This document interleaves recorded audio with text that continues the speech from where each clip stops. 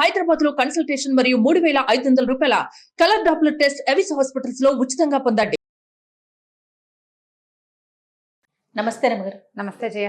రమగారు, మనము last time ఒక వీడియోలో లలితా సహస్రనామం గురించి చేసుకున్నామండి. 2 years అయింది. చాలా రోజుల క్రితం. ఎలా చదవాలి, ఏ విధంగా దానికి అనుసరించాల్సిన నియమ నిబంధనలన్నీ చదువుకున్నాం, మాట్లాడుకున్నాం. విష్ణు సహస్రనామాలు కూడా చాలా మంది విష్ణు సహస్రనామాలను కూడా చదువుకుంటూ ఉంటారు ప్రతిరోజు కూడా అనునిత్యం. వీటికి సంబంధించి విష్ణు సహస్రనామాలు చదివే ముందు కానీ చదివేటప్పుడు కానీ ఏమన్నా అంటే ప్రత్యేకించి జాగ్రత్తలు కానీ పాటించాల్సిన పద్ధతులు కానీ ఏమన్నా ఉన్నాయా? విష్ణు సహస్రనామం నిత్యం పారాయణ చేసుకోగలిగేది. లలిత 20 నిమిషాలు పడుతుంది, విష్ణు సహస్రనామం 10 నిమిషాలు పడుతుంది. గబగబా చదివేసుకుంటే ఏ సహస్రనామం ఏ స్తోత్రానికైనా మొట్టమొదట మనం 2 కీ పాయింట్స్ తెలుసుకోవాలి జయ. ఏదైనా సరే వాచా దోషాలు లేకుండా చదివితేనే ఫలితం లభిస్తుంది, మొదటిది. రెండోది, ఫలితాన్ని దేన్నో ఎక్స్పెక్ట్ చేసి చదవకూడదు. ఇప్పుడు మాకు వాచా దోషాలు ఎలా పోతాయండి, ఇలాగే వచ్చు, దేవుడిని ఎలా పిలిచినా పలుకుతాడండి, దేవుడికి మనకే ఆ నియమాలు, మానవులకే కానీ భగవంతుడి కాదు, భక్తిభావం వల్ల భక్తిభావానికే భగవంతుడు పలుకుతాడు అని చెప్తారు. అవును, అక్షరాల నిజం. నేను అసలు దాని నుంచి పక్కకే వెళ్ళను. భక్తి చాలా అవసరం. కృష్ణ అనుకో, విష్ణు సహస్రనామం రామ అనుకో, చాలా సులువు, ఒక్క అక్షర దోషం రాదు కదా. ఇంకా కృష్ణ అనేటప్పుడు కాకి వట్రవుసుడు పెట్టాలా, కా గుడిస్తే కీ పెట్టి కింద రావతి క్రీ అనాలా, క్రూ అనాలా, డౌట్లు ఉంటాయి. రామకి ఏ అనుమానము లేదు కదా, చక్కగా చిన్న పిల్లలు కూడా అనగలరు కదా రామా అని 100 సార్లు అనుకుంటే చాలు. మీరు విష్ణు సహస్రనామం ఎందుకు తీసుకున్నారు? భగవంతుని యొక్క 1000 నామాలని, అవి చదివితే ఆయనకి ప్రీతని, వాటిని చదవటం వల్ల ఒక ఎనర్జీ డెవలప్ అవుతుందని, అది మనకే కాకుండా మన చుట్టూతా ఉన్న వాతావరణానికి కూడా ఉపయోగపడుతుందని ఈ భావంతో వెళ్ళాలి. దానివల్ల ఫలానా ఫలితం వస్తుందని వెళ్ళకూడదు. ఫలానా ఫలితాలు నువ్వు సహస్రనామం చదవగానే నీకు ఇవ్వడు భగవంతుడు. నీకు ఫలితాన్ని ఇచ్చేది భగవంతుడు కాదు, నువ్వు లోపల ఎలాంటి భావంతో చదువుతున్నావో ఆ భావం, నువ్వు ఎలాంటి శబ్దాన్ని ఉచ్చరిస్తున్నావో దానివల్ల ఉత్పన్నమయ్యేటువంటి ఎనర్జీ, అది నీ పాజిటివిటీని పెంచుతుంది. విష్ణువు సులభ సాధ్యుడు కాదు. ఆయన చాలా ప్రార్థించి నా వల్ల కావట్లేదు, నేను చచ్చిపోతానంటేనే వస్తాడు. మనకు తెలిసిన అన్ని కథల్లోనూ ఇలాగే కనపడుతుంది. పురాణ గాథలను అనుసరించే కథ. నామాలు చదివేటప్పుడు చక్కగా దోషాలు లేకుండా నేర్చుకోండి. అమ్మ, మిమ్మల్ని భయపెట్టడం అయితే నా ఉద్దేశం కాదు. ఏది చేస్తున్నామో దాన్ని త్రికరణ శుద్ధిగా చేయండి, దానివల్ల ఫలితం లభిస్తుంది. ఫలితం ఒక్క రోజున ఇలా పైనుంచి ఊడి పడిపోదు, నిదానంగా వస్తుంది. అసలు ఫలితం ఆశించకుండా భగవన్నామాలు చదువుకుంటే వచ్చే సంతృప్తి, సంతోషము, వాటి వల్ల మనకి కలిగే ఆనందము, దానివల్ల ఉత్పత్తి అయ్యేటువంటి ఎనర్జీ చాలా ముఖ్యమైనవి. విష్ణు సహస్రనామం చదివితే రోజు బాగుంటుంది, సూర్యచంద్రుల గతి బాగుంటుంది. ఆ సౌండ్ వల్ల సూర్యచంద్రుల గమనమే మన జీవితానికి ఆధారం. అత్యంత భక్తి శ్రద్ధలతోటి నువ్వు చాలా పూజ చేసినా చేయలేకపోయినా, బోల్డ్ పువ్వులు పెట్టు, బోల్డ్ నైవేద్యం పెట్టు, 11 కొబ్బరికాయలు కొట్టు, అయ్యో వడపప్పు లేకపోతే ఎలాగా అని వడపప్పు పెట్టు, పెట్టకపో మని పోని, చేసే నామాన్ని శబ్దంలో దోషాలు లేకుండా, వాచా దోషాలు లేకుండా పలకవలసిన విధంగా పలుకుతూ గనక చేస్తే దానివల్ల ఉత్పత్తి అయ్యే ఎనర్జీ ఏమిటో మీకు తెలుస్తుంది. నేర్చుకోండి. మొదట మంచి చక్కటి ఆడియోలు దొరుకుతున్నాయి, సెలెక్ట్ చేసుకోండి. ఎంఎస్ సుబ్బలక్ష్మి గారిని కనుక పెట్టుకుంటే ఆవిడతో పాటే నిదానంగా పరిగెత్తద్దు, తొలి రోజుల్లో పరిగెత్తద్దు.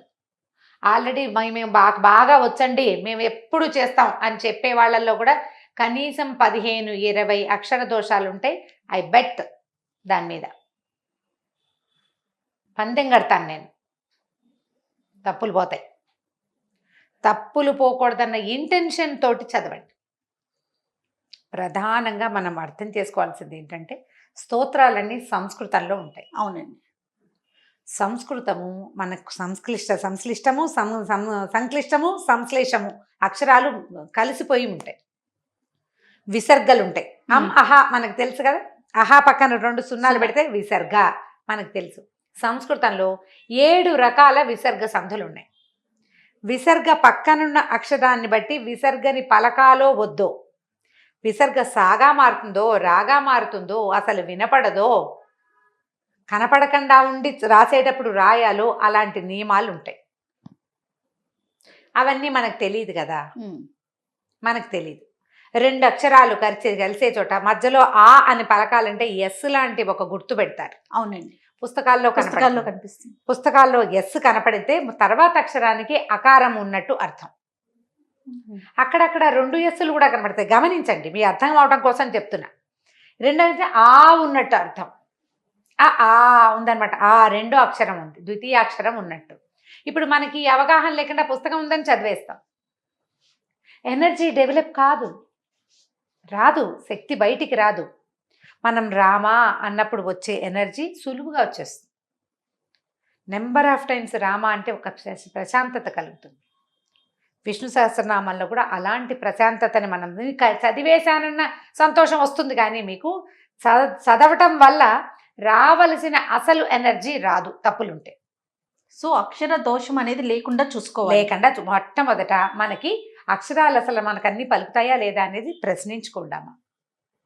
మీరు ఏ ఛానల్ చూడండి, యాంకర్లకి, మాట్లాడే వాళ్ళకి చాలామందికి అక్షరాలు పలకం. బాకి భాకి తేడా ఉండదు. వీటిని అల్పప్రాణము మహాప్రాణము అంటారు. బా అంటే అల్పప్రాణం, భా అనాలంటే మహాప్రాణ అక్షరాలు. మహాప్రాణ అక్షరాలని అవి గట్టిగా ఒత్తి అవతల వాళ్ళకి విసుగొచ్చేలాగా కాదు, లోపల నుంచి శబ్దం రావాలి. భగవంతుడు అంటే కుదరదు. భగవంతుడు అంటే దేవుడు కాదు, అది ఎవరో. ఆ అక్షరానికి అర్థమే లేదు. ఈ పదానికి బావెట్టడం వల్ల అక్షరం అర్థం మారిపోయింది. దైవం కాదమ్మా భగవంతుడు. మీరు బాకి ఒత్తు పెట్టకపోతే అది దైవానికి సంబంధమైన పదమే కాదు. అది తెలుసుకోండి. మొట్టమొదట ఒక మంచి పుస్తకం సెలెక్ట్ చేసుకోండి. ఎవరికైనా సాంస్క్రిట్ టీచర్లకో, తెలుగు టీచర్లకో, లేదా ఏ పంతులు గారికో చూపించి తప్పులున్నాయా లేదా కరెక్షన్స్ చేయించుకోండి. అవి చెప్పటానికి ఒక మంచి టీచర్ని చూసుకోండి. సంస్కృతం వచ్చిన అధ్యాపకుల్ని పోషించండి అమ్మా దయచేసి. నేర్చుకునేందుకు పూర్తి అవకాశాన్ని తీసుకోండి. మీరు చెప్తారా అని నా వెంట పడకండి అమ్మా. ఇప్పుడు గ్యారంటీగా అదే వస్తుంది, మీరు చెప్పండి రమ్మగారు అని. నేను చెప్పలేను, నాకు అంత సమయం లేదు. నాతో మాట్లాడిన వాళ్ళందరినీ నేను కరెక్ట్, నీకు కూడా అలా అనకూడదు, ఇలా అనాలని చెప్తాను, కరెక్షన్ చేయడానికి ట్రై చేస్తాను. కానీ క్లాసులు చెప్పేంత సమయం నాకు లేదు. కానీ మీ చుట్టుపక్కల ప్రతి చోట సంస్కృత పండితులు ఉన్నారు. వందే గురు పరంపరాం అనే దీంతో ఒక టైటిల్ తోటి కుల్దీప్ పాయ్ అని ఒక ఆయన చేయించారు ఈ విష్ణు సహస్రనామం. మనం రాహుల్ వెల్లాల్ అండ్ సూర్య గాయత్రి అని 2 పిల్లల పాటలు విన్నాం, బాగా యూట్యూబ్లో ఫేమస్గా ఉన్నారు. వందే గురు పరంపరాం హెడ్డింగ్ తోటి మీరు కొట్టినా కూడా అది వస్తుంది. కుల్దీప్ పాయ్ ఎంత బాగా చేయించారంటే ఒక్క అక్షర దోషం లేకుండా ఉంది. నేను అది విన్నాను. అలాంటివి సెలెక్ట్ చేసుకోండి. మామూలుగా రోజువారీ చదువుకోండి. తప్పులు కరెక్షన్ని ప్రయత్నం చేసి చూడండి. ఏ తప్పులు లేకుండా గనక చదివితే భగవంతుడు దిగి తప్పక వరమిస్తాడమ్మా. ఒకే రోజులో జీవితాల్లో మార్పు రాకపోయినా కాలక్రమంగా రావాల్సింది చకచకా మన జీవితాల్లో మార్పు వస్తుంది. మొట్టమొదట మనం ఇలాగ ఒక స్తోత్రాన్ని చదివితే దాంట్లో నుంచి ఉత్పన్నమయ్యేటువంటి ఎనర్జీ మనకి ధైర్యాన్ని ఇస్తుంది. ఆ ఎనర్జీ మన చుట్టూతో ఉంటుంది, పాజిటివ్ ఎనర్జీ.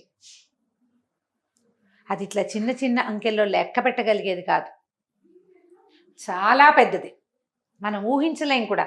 మన మొహాల్లో వెలుక్కి కారణం మనం పలికే అక్షరాలు.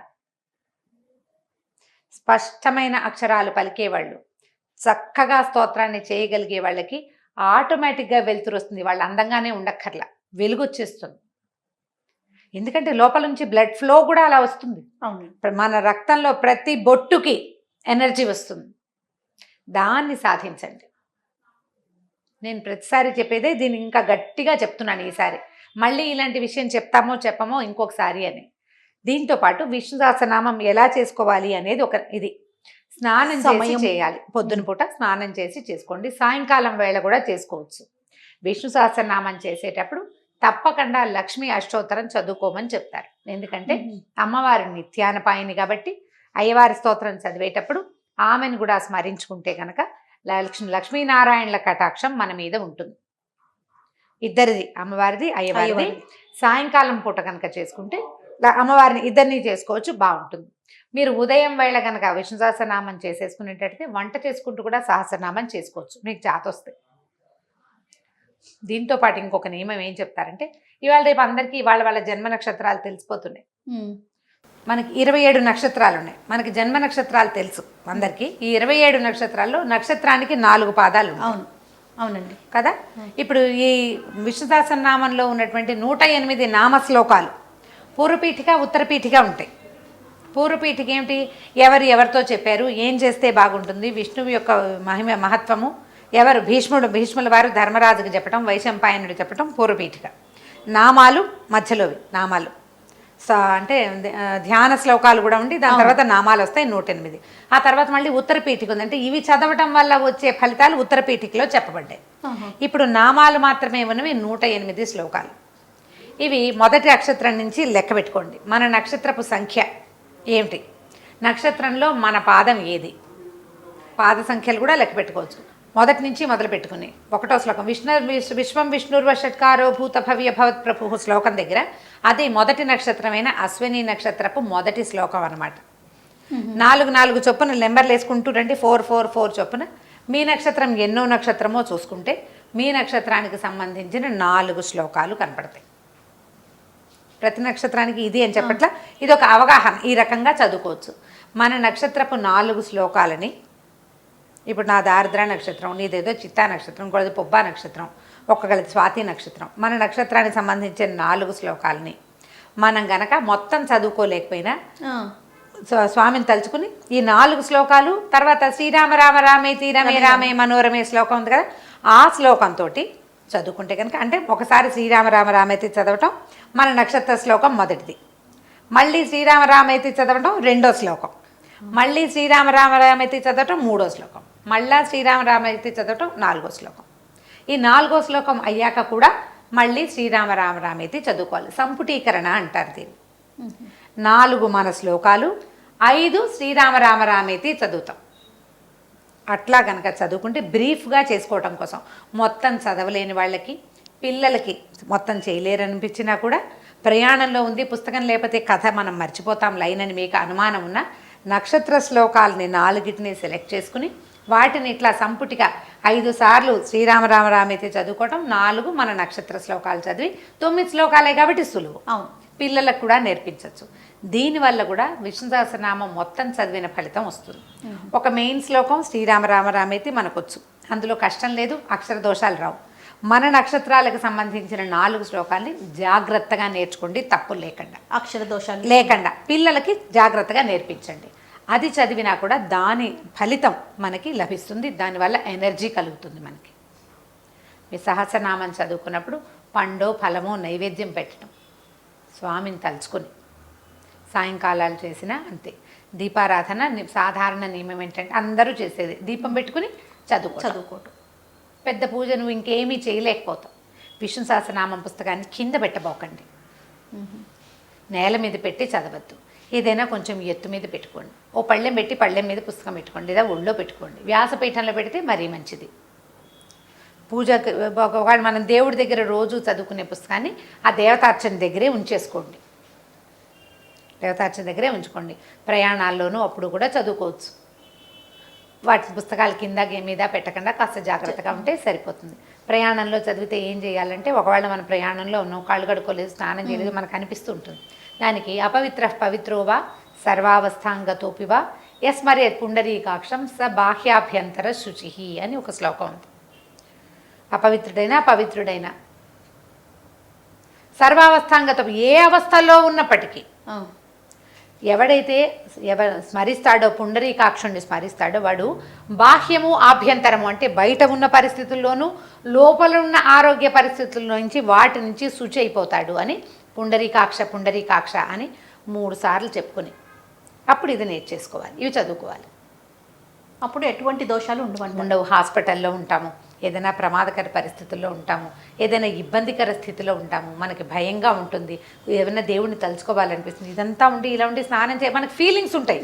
స్నానం చేయలేదు, కాళ్ళు కడుక్కోలేదు, బాత్రూమ్కి వెళ్ళాము, లేకపోతే ఇక్కడ ఏదో పరిస్థితి బాగాలేదు, నెత్తురు, రకరకాల పరిస్థితులు, చీదర, కానీ దేవుడిని తలుచేసుకోవాలి, సహస్రనామం చదివేయాలనిపిస్తుంది. ఈ శ్లోకం చదువుకుని చేసుకోవచ్చు. మీరు అత్యవసరంగా చేసుకోవటానికి ఇట్లా నక్షత్రాలకు సంబంధించిన శ్లోకాలు కనుక పెట్టుకుంటే చాలా హెల్ప్ అవుతుంది, చాలా ఉపయోగపడుతుంది. అండ్ మీకు ప్రధానమైంది స్తోత్రం వల్ల మనోధైర్యం లభిస్తుంది, విపరీతమైన మానసికమైన సంతృప్తి లభిస్తుంది. భగవంతుడిని తలుచుకుంటుంటే ఆటోమేటిక్గా మనకి ధైర్యం వచ్చేస్తుంది, నమ్మకాన్ని బట్టి కదా. మీకు అలాంటి నమ్మకాలు ఉంటే ఈ పద్ధతిని ఫాలో చేయండి, సులువుగా చేసేసుకోవచ్చు. ప్రధానమైంది అక్షర దోషాలు పోగొట్టుకోండమ్మా, దానివల్ల మీరు చేసిన ఫలితం లభించదు. మనం ఎన్నిసార్లు చేసాము అని లెక్క కాదు, అక్షర దోషం లేకుండా ఒక్కసారి చదివినా చాలా చాలు, అంతే. సరే, అలానే రమ్మగారు. నమస్తే. నమస్తే జీ. ఈ వీడియో కనుక మీకు నచ్చినట్లయితే లైక్ చేయండి, షేర్ చేయండి. మరిన్ని ఇంట్రెస్టింగ్ వీడియోస్ కోసం మా ఛానల్ని సబ్స్క్రైబ్ చేసుకోండి.